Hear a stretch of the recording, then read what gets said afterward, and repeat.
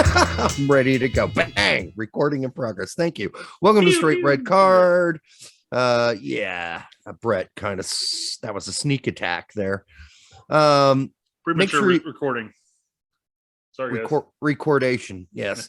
Make sure you like, subscribe, share it, and ring the Gary Busey bell. And when you do that, there's only good things that can happen after that. We have a lot of Gary Busey fans in our fan base. I had no idea. I told you that Buddy Holly movie was good. He's good. He was. I don't know what he does now. I haven't seen him in anything for a long time, but he was a really good actor at one point. So he got a little crazy towards the end there. That's what I hear. I mean, I don't know. Speaking of a little crazy, so last night I got this massive snack craze that just hit me, and I have no sweets in my house, and that is for a reason, right? Because I don't want to give myself the opportunity to eat them. But I'm like, fuck it, no, I gotta have something sweet. So I have Ritz crackers. Well, that's not going to do it. But what if I make a caramel and dip the Ritz crackers in them, put them on parchment paper, and then what do I have that I can do with chocolate, right? I wasn't sure. So I made the caramel. That was like a half a cup of sugar, 3 teaspoons of butter. And after you melt the sugar down in the pan, you got to melt the sugar down. Then you add the butter. Then you add the 4th cup of cream. It turns into caramel. Easy. Dip the crackers in them, Ritz crackers. Okay. Now what? I got to get some chocolate on there too. So I found the only chocolate I had in the whole house, which was Nutella chocolate. And so I put some Nutella in a pan. Nutella? Yeah, in quotes. He said chocolate in quotes. There is a chocolate Nutella. I know Nutella's. Okay. And I put a little butter in it with it and melted it down. And then I just drizzled stripes on those dipped caramel Ritz crackers. Then put a little fucking coarse sea salt on top. And then I put them in the fridge and let them sit for an hour. And I was dying. I want to eat them right away.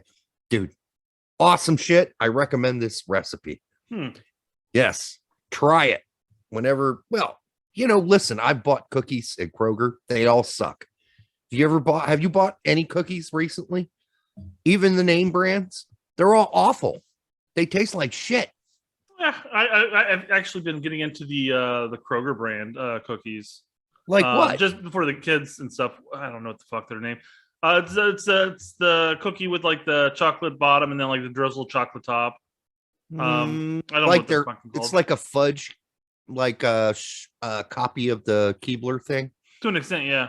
Yeah, those aren't too bad. But I mean, they're cheap, generic store brand cookies. They're not going to be phenomenal by any means, but they keep the kids quiet from time to time. And after a couple bevs, I mean, they all get appetizing. Which I stand firm with what you said earlier. I would prefer to have no sweets in this fucking house because if they're in the house, I'm going to eat it. I know. And then you get fat. It's like one of the only brands I totally reject ever buying is Pepperidge Farm because everything they make is good.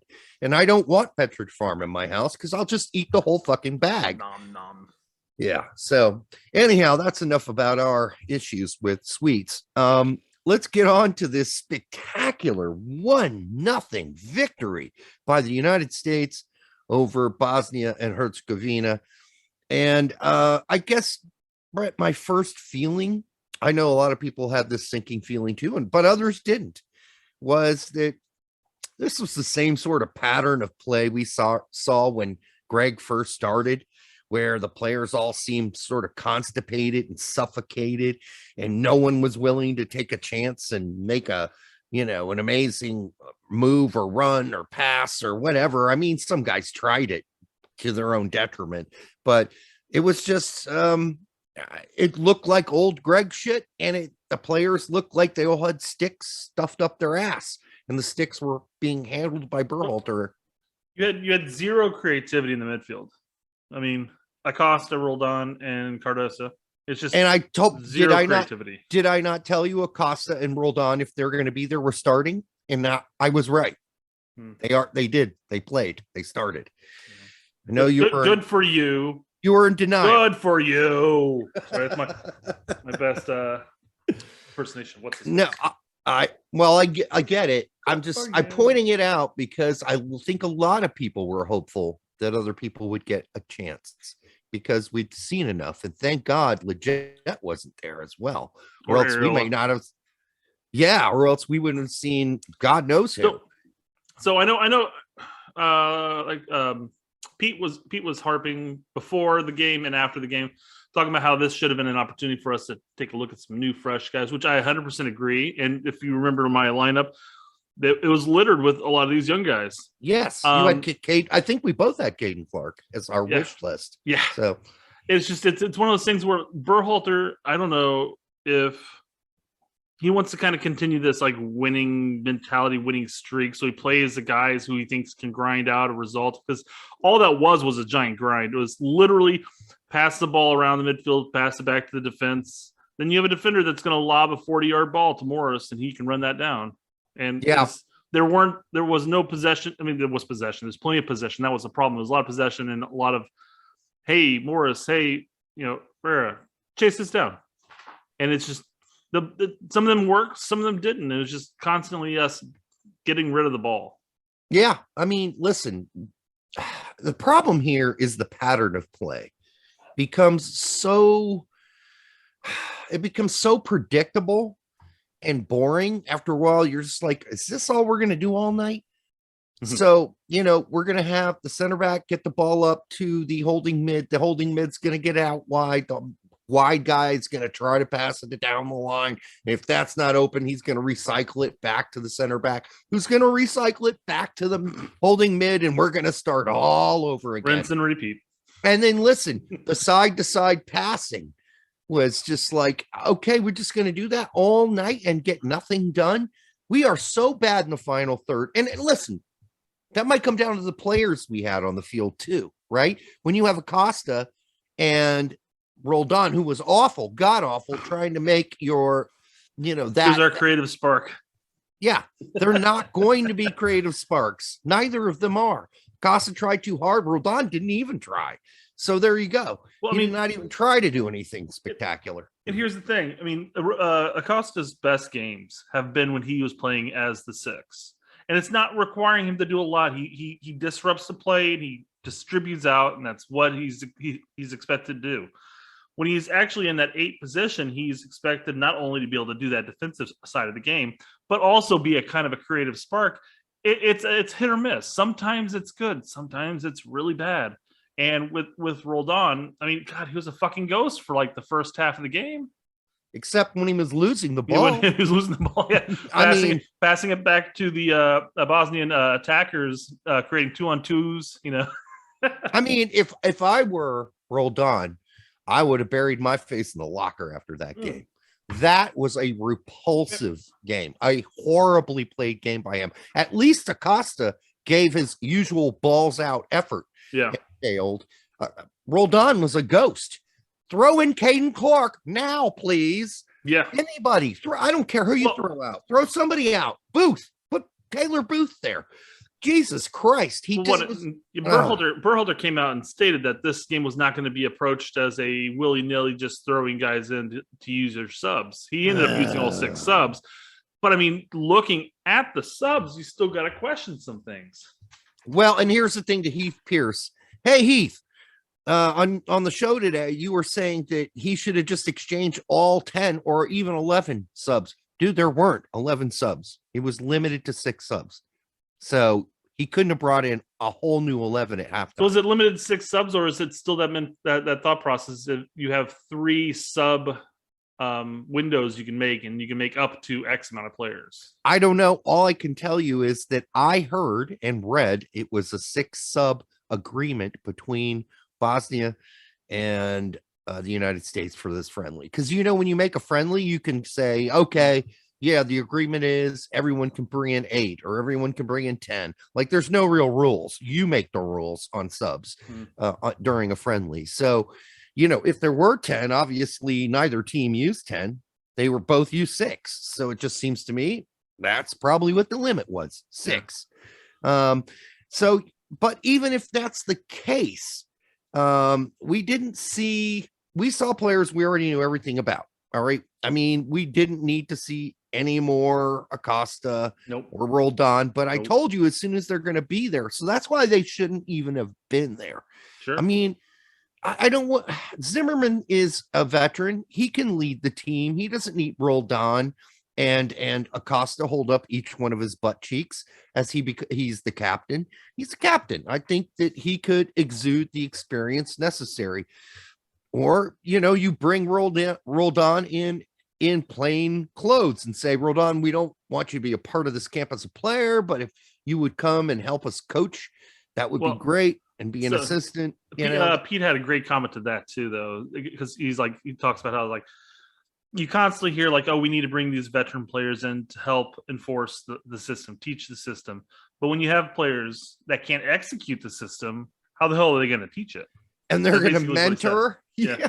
So I'm just there was a missed opportunity, because I feel like Berhalter still could have came out with somewhat of a relatively veteran lineup, but just made a couple of changes, and you could have seen a little bit of improvement. Again, just having a more creative spark in the midfield over an Acosta or a Roldan, either one, really.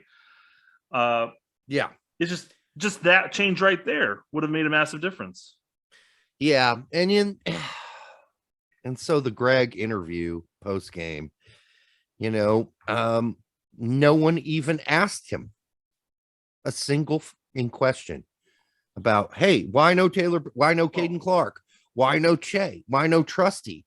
No one asked him any of those questions. In fact, the ESPN lady, her question was, hey, this is the most wins ever in a year for a U.S. men's national team. And by the way, can you speak on all the highs you experienced this year? Speak on all the highs? Is that what you want as a journalist? We all watched the highs. We watched them. We watched them win the Gold Cup.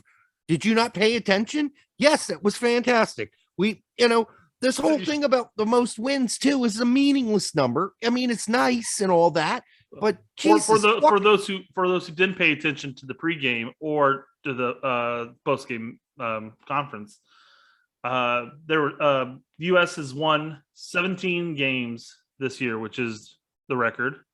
We have 12. We have 12. What was it? 12 clean sheets? No, sorry. 12. Shit, can't even read my own handwriting. 12 shits. 12 shits. 12 clean sheets or something like that. I think, I don't know what the fuck that is. It doesn't matter. Goal differential record. All this stuff. It was a great. That's and fabulous. Props to Berhalter for getting the results, whether or not it's warranted. He's had a hell of a year or two here. Congratulations. But ultimately, most of those wins, we saw them in the Gold Cup. We saw them in the friendlies before Nations League and everything. Were games like this where it was just kind of a grind. There were some good things, but a lot of bad things, and then we managed to get a goal. Yeah, and let's be clear about what the grind was against in some of these games. The grind was against teams that weren't very good, and the grind yesterday was against a team who was mostly inexperienced Bosnia-Herzegovina players from their domestic league, which is supposed to be less good than ours. And we played against them, a 10-man team for how long? I knew you were going to get to that. So I didn't want to cut you off, but I had it ready. Yeah, down a man for an entire half. And the sad thing was, and Berhalter even talked about in the presser, we looked a lot better when they had the 11 men. For whatever reason, our energy and our level just dropped. What was his excuse? What was Berhalter's excuse during the interview? They got a red card. I don't know. No, he said, I really wish they wouldn't have got a red card, because after that they dropped into a 5-3-1. Oh, that's right. Yep. Oh, cry me a river. Then figure out how to break down a 5-3-1, you fucking idiot. Yeah. So start making changes. You know what's not going to work against a 5-3-1? Constantly playing it out wide and lobbing it into the box, because there's going to be significantly more players in there. How about you try to work it back to the center and shoot from outside the box for a change? Well, you can't really work it back to the center when a guy like fucking Acosta is going to shoot it 30 yards up into the fucking crowd every time. Which is sad, because that's one of the weird things is that's one of his bread and butters. Those long distance shots, he can really connect, and then sometimes he doesn't connect, as we saw yesterday. Right. but yeah, that you have to make that change. So if you realize that they went to a much more defensive shell, quit doing what you were doing in the first half. In the first half, it was kind of working. We had the opportunities. Pepe missed a glaring opportunity 2 yards out away from the goal. That should have been 1-0. The goalkeeper stopped Morris's diving header, which was a beautiful header. Should have been 2-0. Yep. I mean, the chances were there. We had them. We didn't capitalize. We went up a man. They went into the defensive shell, and we kept trying to fit a square peg into a round hole. It just wasn't working at that point. Make the tactical change. Yes. So, if this game had ended 2-0 or 3-0 USA, I don't think we could be as critical as we are right now. And frankly, it could have been 2-0. But I mean, we could have said, yeah, we looked horrible, but I guess we won 3-0. Whatever. Here, we look horrible and we won 1-0 against in the 89th minute. A crummy, horrible team that is basically down to 10 players for most of the game. So yeah, I mean, this was ridiculous. And then so the thing about this is that Gregg talked about in his interview about this grit and determination. Whatever, dude. I guess I saw a lot of activity and a lot of movement equaling nothing, going nowhere. So that becomes on you. And that's also on the players too. Don't get me wrong. Nobody stood up except for Morris in this game and said, I'm going to assert myself and take on people. No one else did it. No one. It's harsh on some fronts. I mean, Gomez and Bassett got like 8 minutes and more or less assistants scored a goal. Yeah, I'm not talking about those subs. I'm talking about the starting 11. Yeah. All right. Those guys that were on there for 45 and some of them much longer than that just didn't do anything. Mm-hmm. They didn't try anything. They were complete wankers. They had no inclination to even try something. And that's maybe because they know they can't. Because Acosta's not that good. Roldan, he's not that good. Cardosa, his job was to hold. So he ain't going to do that. Who's going to do it then?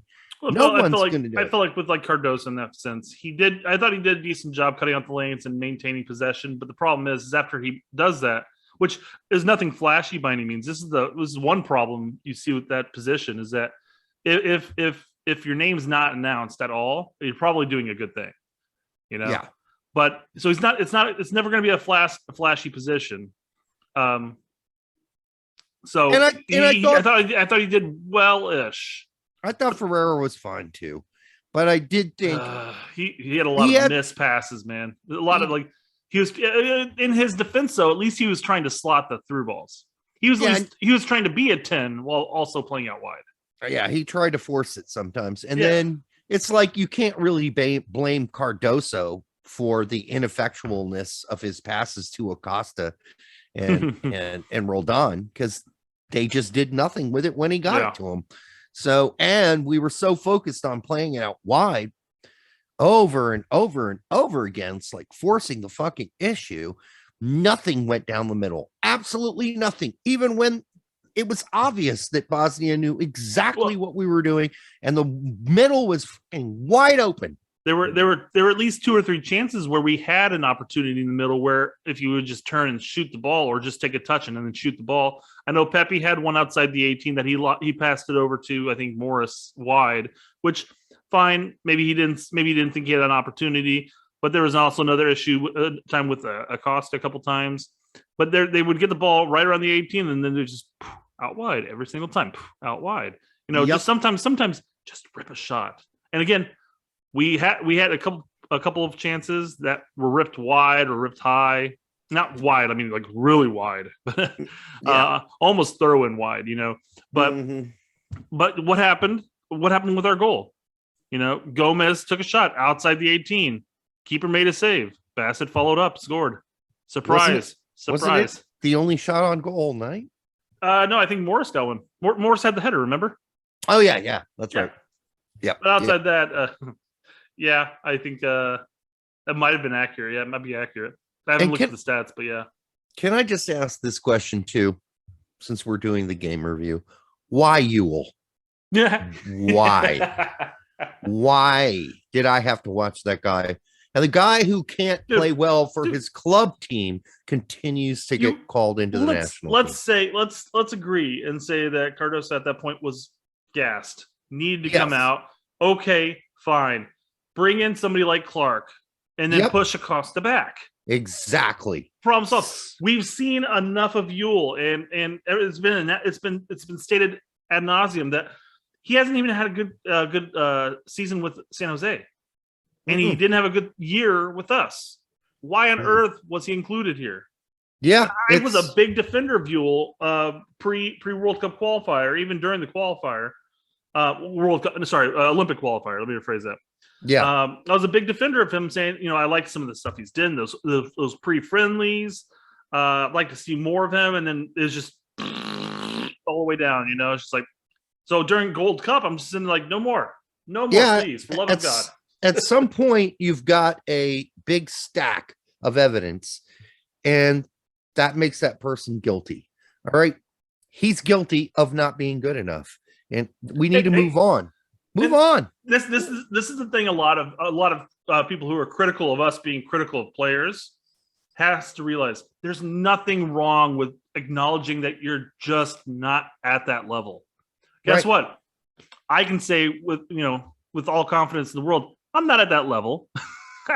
Right. And, I wasn't at that level when I was playing, every day for my entire life. Was never at that level. So what? Yeah. My second question is, why Bello? Why Bello? Well, Gregg told us why. Yeah. Because he said Jonathan Gomez is not physically mature enough. Was that pre or post? Pre. And then it was Gomez that ended up handling the physicality better than Bello did. And Bello is a one-trick pony, folks. It's out. Again, the evidence is stacked. Watch him at Atlanta. Watch him in this game. Watch him all his games. He's limited. He's hit a ceiling. He's not getting any better. Hasn't gotten any better for a while now. I don't know what we're doing here, but, you could smash a fucking tomato into a small fucking pinhole for a day, and eventually you'll probably squeeze some juice through that hole. But this is over. He's the tomato, and he's flat on the floor. We could get nothing more through this pinhole. He's done. I mean, listen, people are being nice. They're like, oh, if he goes to Europe, maybe he'll take that next step. No, he won't. He's done. He hit a ceiling. That's my opinion. It's my opinion. I think he's finished. So and also that description of why Gomez didn't start over Bello, for a player, for somebody, for trying to court a player and trying to get him on the United States team over Mexico, saying something like that's probably not the best thing to say. No, it's stupid. Why not, even if it's honest, it's stupid. Yeah. Why not just say, I liked what Bello's provided during camp. Let's just roll with him. He's experienced. He's been in our World Cup qualifiers, and you can get away with that and say, like, I wanted to have him in the first 45 minutes, and then I was going to make the change or something like that. If you even wanted that experience, that left back quote unquote experience, we're only talking about a couple of games, and even then, it's only been moments or halves, But let's say you want that experience at that left back, then that's fine. Start the game like that, and then bring in Gomez in the second half. This is a time for him to get an opportunity, time for you to evaluate him. He played Bello for 83 painful minutes in this game. What are we doing here? I don't mean to sound like Taylor Twellman, but what are we doing? I mean, if this is a game to really no, we were told what this game was. This game was to keep the guys who are more than likely going to be in the January camp in fit. But then Gregg made this big speech, hey, this is an opportunity for everyone. No, it wasn't, obviously. It was not an opportunity for everyone, because otherwise we would have seen some Taylor Booth. Otherwise, we would have seen some Justin Shea or some Caden Clark or even some Austin Trusty. Yeah, I can understand keeping him fit, keeping the players fit that are probably going to be in January. But again, those players are going to be in camp starting January 7th or January 8th or whenever the hell the camp starts. And they're going to have 3 weeks before the actual qualifier to get fit. And I know there's a difference between match fitness and practice fitness, but still, they're just coming off of an end of the season. They should all have enough endurance and fitness that, and mix this December camp and then all the January camp, they should be more than capable. So why didn't we just gamble and gauge? Yeah, I don't know, dude. I And mean, it wouldn't have been much of a gamble. Look at our opponents. did you notice the stupid announcement during the Gregg post-game interview where they're like, 53 players have now played? It's like, I don't give a fucking jack shit about how many players have played. How many of good players have played? How many players who should be there have played? Yeah, 53, great. Yeah. Sprinkle it on a fucking pizza and bake it. I understand the idea is that Berhalter's out there really testing our pool limit and stuff like that. But the problem is he gives a lot of players consistent playing time that shouldn't be earning that. You're overlooking a number of players that could contend for that spot. I tell you what, though, Bruce Arena, if he were running those interviews, if he were doing the interviews, he would tell that dude who makes those announcements during the interview and before the interview, he would say, "Shut the fuck up. I'll answer the questions. You sit your fucking ass down. I don't need you to build a narrative for me. I'll answer the question straight up." God damn, it's painful to watch. I think we're done here. We're going to move on to player ratings. But man, it was, I would have even forgot to watch the game had you not text me. So if you had, just since we're moving on to the grades, do you want to rate the actual game itself here? Like out of our system? I would give it a C minus. Yeah, that's a C minus area. It was fine with me too. Yeah. I mean, on a more interesting note, I watched this video on YouTube today about this guy who bought a lobster from his grocery store, a live one, and made it a pet. I tell you what, that lobster would last about maybe 2 days with me as a pet. I'd be eating that motherfucker. Sleep, as long as he doesn't sleep in the same bed with you, you know. No, I mean, you got to keep it in a tank. Clip, you know. I mean, lobsters don't like. If you ever put a lobster down in your kitchen floor, and I have, they don't move because that's their body weight. Well, there's that too. But their body weight is so heavy compared to their tiny little stringy legs. They can't move. Yeah. They can move in the ocean where there's water and they can float and use their, their relative difference in weight, motherfucker, you know, weight and water. But, otherwise they're fucked on ground.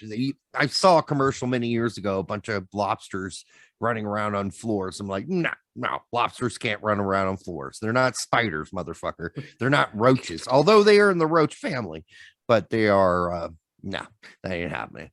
All right. Until the next time on the Straight Red Card, make sure you like, subscribe, share it with Uncle whomever, and hit the Gary Busey bell. Until then, shut